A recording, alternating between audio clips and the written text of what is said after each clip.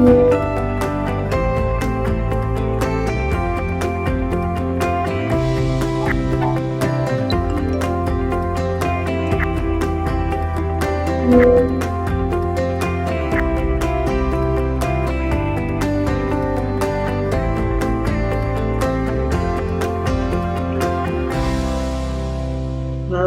nos encontramos en este ciclo de charlas y entrevistas en épocas de COVID-19 de la Sociedad Argentina de Endocrinología y Metabolismo. Ya en la primera entrevista que le hicimos a la doctora María Elena Storani, que era la coordinadora del departamento de tiroides, comentamos que íbamos a continuar el ciclo invitando a otros coordinadores de departamento, pero también que íbamos a profundizar en algunos aspectos de la tiroidopatía que lo amerita por su frecuencia.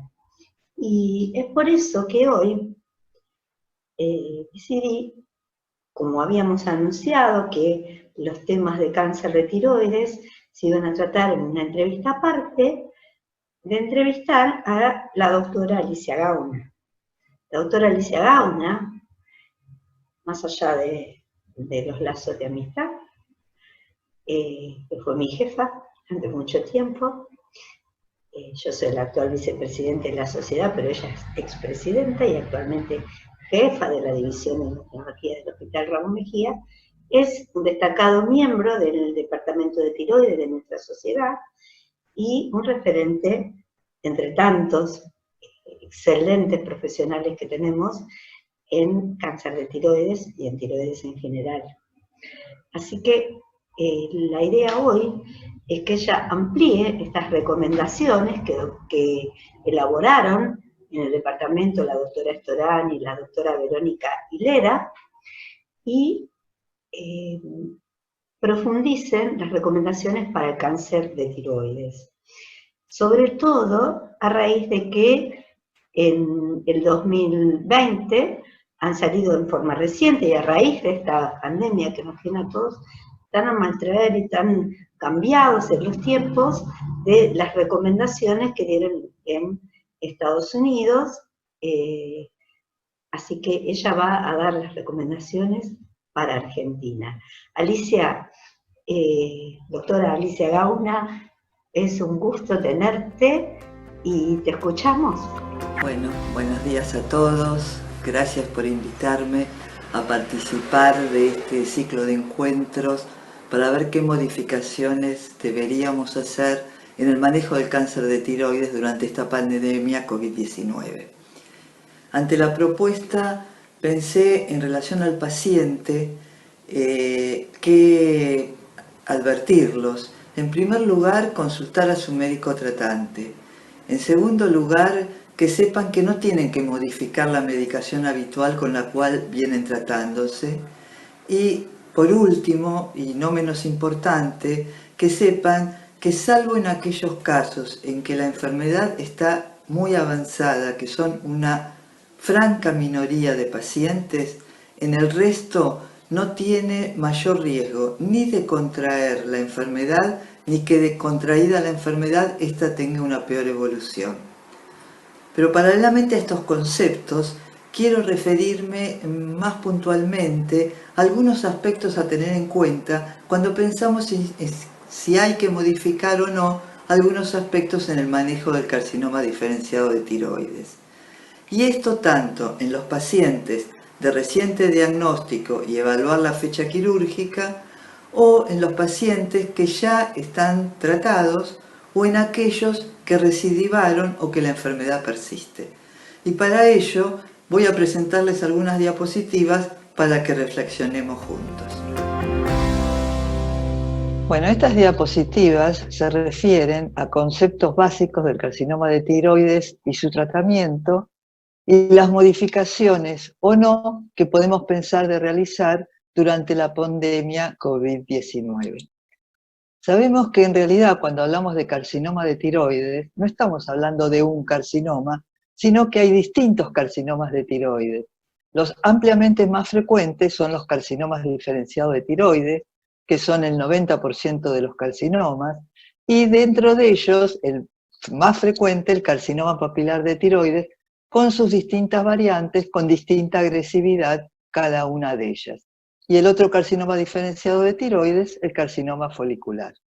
Pero además de estos carcinomas diferenciados de tiroides, tenemos el carcinoma medular de tiroides, que su frecuencia es mucho más baja, alrededor de un 2-3%, y mucho menos frecuente el carcinoma anaplásico, que tiene una frecuencia menor al 2%. Respecto al carcinoma diferenciado de tiroides, tampoco todos los pacientes con carcinoma diferenciado de tiroides son iguales, porque en realidad la evolución de la enfermedad y el grado de avance pues, es distinto en distintos pacientes. Y por eso es que de inicio uno estadifica al paciente según el riesgo de mortalidad que tenga, y para ello utilizamos la clasificación de TNM octava edición, donde se evalúa el tamaño del tumor, la presencia o no de ganglios metastásicos y metástasis a distancia. Y como vemos, en los pacientes más jóvenes, menores de 55 años, solamente hay 2 estadios, y el estadio 2 es el estadio que los pacientes que presentan metástasis a distancia. Pero la sobrevida de estos pacientes, estadio 2, menores de 55 años, es menor que la sobrevida que corresponde al estadio 2 en las personas mayores de 55, que no son las que tienen metástasis a distancia, porque el estadio 2 en estos pacientes son aquellos que tienen o adenopatías o un tamaño tumoral mayor de 4 centímetros. Y la mortalidad en el estadio 2 en los pacientes menores de 55 es similar, como vemos, al estadio 3 de los pacientes adultos. Esto es importante tenerlo en cuenta para no asimilar la misma probabilidad de mortalidad en estadio 2 según la edad. Por otro lado, además de estadificar al paciente por el riesgo de mortalidad, es muy importante estratificarlo según el riesgo que vaya a tener de persistencia o recidiva de la enfermedad, que sabemos que es mucho más frecuente que los carcinomas diferenciados de tiroides, el carcinoma papilar, tenga metástasis a nivel de ganglios que tenga una alta tasa de mortalidad. Y para ello los clasificamos en bajo riesgo, riesgo intermedio o alto riesgo, según las guías de ATA. Bajo riesgo es cuando está localizado en la tiroides y no tiene clínicamente metástasis ganglionares o tiene menos de 5 micrometástasis ganglionares. Riesgo intermedio es cuando la histología es agresiva o cuando hay invasión vascular o cuando tiene más de 5 ganglios metastásicos menores de 3 centímetros. Con respecto a la extensión extratiroidea mínima, está puesta en otro color porque en realidad este es un signo que actualmente no se considera como que confiera mayor riesgo. Y los pacientes de alto riesgo son aquellos que tienen una extensión extratiroidea grosera o tuvieron una resección quirúrgica incompleta, metástasis a distancia o metástasis ganglionares mayores de 3 centímetros, o más de 3 ganglios con extensión extraganglionar. Y cada uno de estos riesgos se correlaciona con un riesgo de que la enfermedad persista estructuralmente, que va desde un 2 a un 3% en los pacientes de bajo riesgo, hasta un 55 a un 70% en los pacientes de alto riesgo. Y esta estratificación en riesgo va a determinar qué tipo de tratamiento inicial uno va a elegir para ese paciente.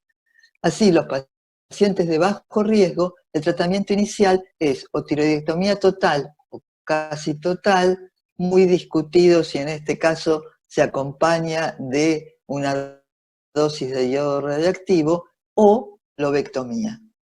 Y en los pacientes de alto riesgo, el tratamiento es tiroidectomía total o casi total en todos los casos, y posteriormente tratamiento con yodo radioactivo. Los pacientes de riesgo intermedio van a tener un tratamiento u otro según este riesgo intermedio sea más cercano al bajo riesgo o más cercano al alto riesgo.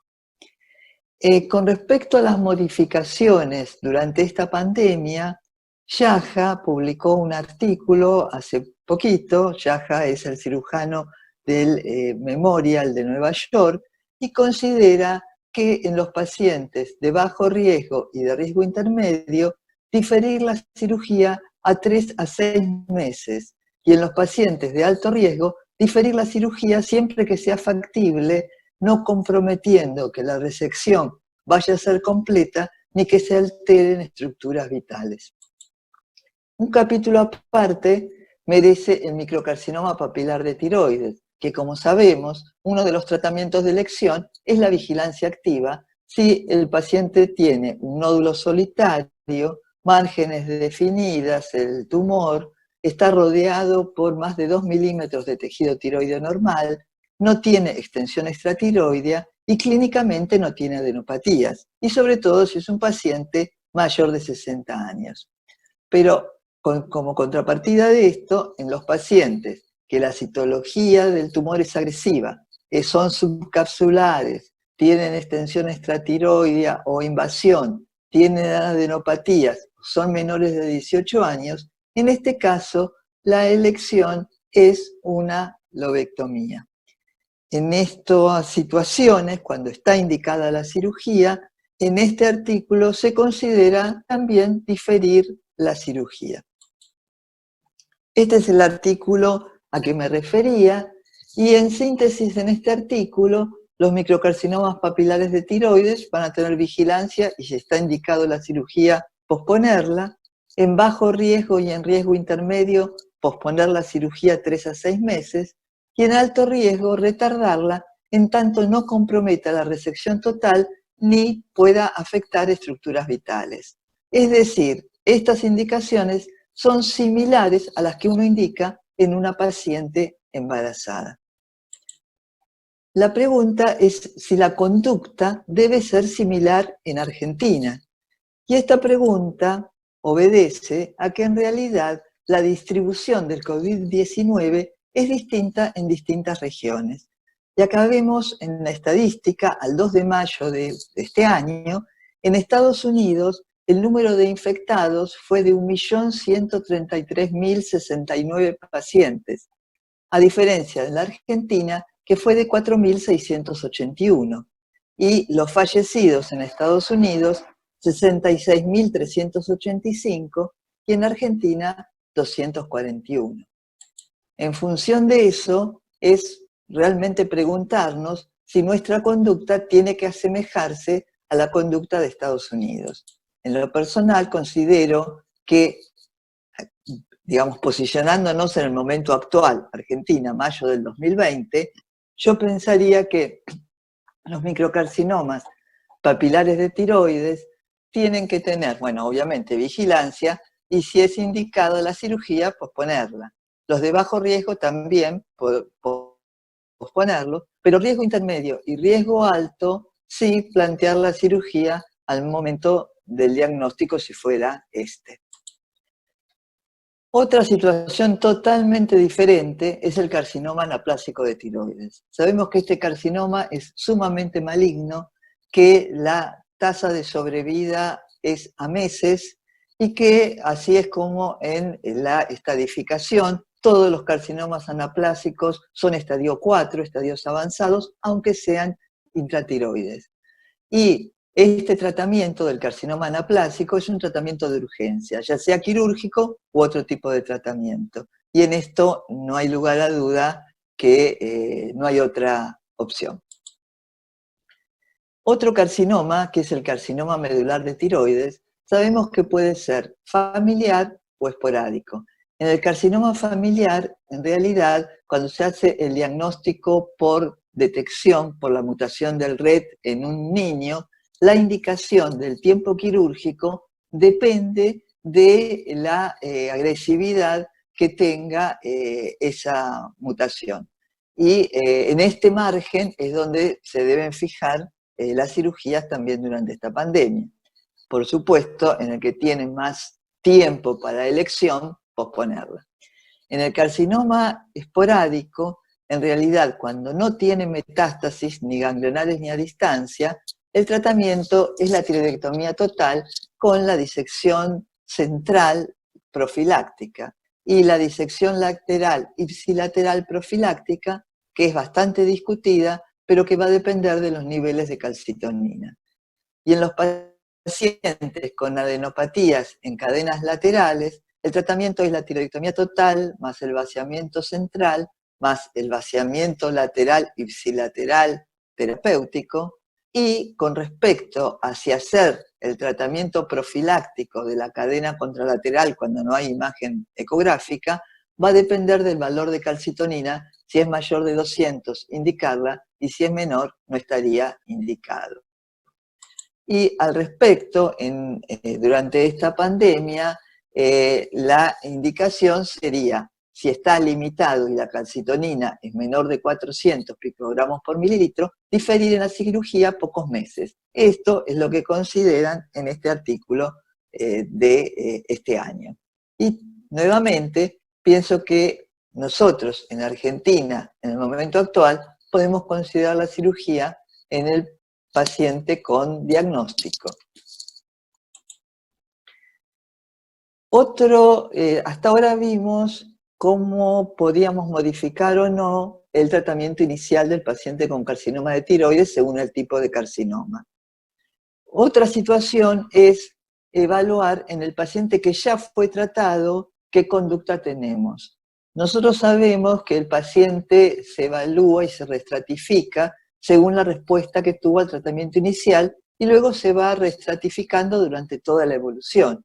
Entonces los pacientes que tienen una respuesta excelente o una respuesta indeterminada o bioquímica incompleta, esos pacientes puede diferirse el control, a diferencia de los pacientes que tienen una respuesta estructural incompleta, en quienes va a depender de cuál sea esa respuesta estructural incompleta. Si bien el 90% de estas respuestas estructurales incompletas se refieren a metástasis regionales y a metástasis de ganglios linfáticos, y en este caso Jaca considera diferirlo 4 a 6 meses, excepto si el tumor está cubriendo la tráquea. Y también creo que la decisión de ser quirúrgicamente en el momento actual o diferirlo va a depender de la masa tumoral y de si un paciente ya tuvo un vaciamiento central o no. Una situación es un paciente que tiene un ganglio de 7 milímetros a nivel de cadena lateral y ya fue hecho un vaciamiento a ese nivel, ese paciente obviamente uno puede diferirlo, pero no así un paciente que tiene una gran carga tumoral. Bueno, estos eran los diapositivas que quería presentarles para poder reflexionar juntos y darles mi opinión con respecto a qué actitud tomar durante esta pandemia en relación al carcinoma diferenciado de tiroides. Bueno, en síntesis, entonces, en este momento de la pandemia en Argentina, podemos pensar en diferir la cirugía en los casos de microcarcinoma papilar de tiroides que no son para vigilancia activa, en los casos de carcinoma papilar de tiroides de bajo riesgo o en aquellos pacientes con metástasis ganglionares de bajo volumen que no comprometen vasos o cercanos a tráquea. Y sí, digamos, indicar la cirugía y no diferirla en los casos de carcinoma anaplásico cuando corresponde o el tratamiento que corresponda, porque esto siempre es de urgencia, en el carcinoma medular de tiroides, en el carcinoma papilar de tiroides moderado a severo o de alto riesgo, y en las metástasis regionales de alto volumen. Gracias. Bueno, Alicia, muy clara, no me sorprende en vos y muy útil para los pacientes, y avalando lo que habían dicho María Elena y Lera, esto sería para situaciones particulares, y la verdad que es una explicación muy clara, muy completa, muy adecuada a estos tiempos, y que te agradezco profundamente y creo que va a ser útil para todos compartirla. La verdad que cada día me sorprende, como todo en la vida uno se sorprende.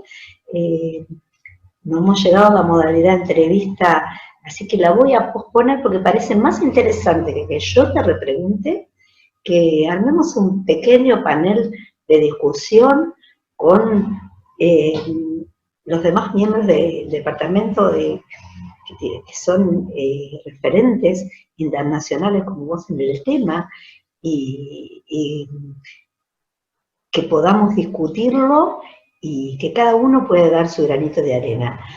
Muchísimas gracias, me encantó, como me encantó lo anterior, y iremos así, de casa a casa, porque ese es el tiempo que nos queda, tratando de compartir, de aprender, de crecer y de aliviar. Un cariño enorme, nos vemos en la próxima entrevista, charla, lo que sea que hagamos. Muchas gracias. Hasta luego.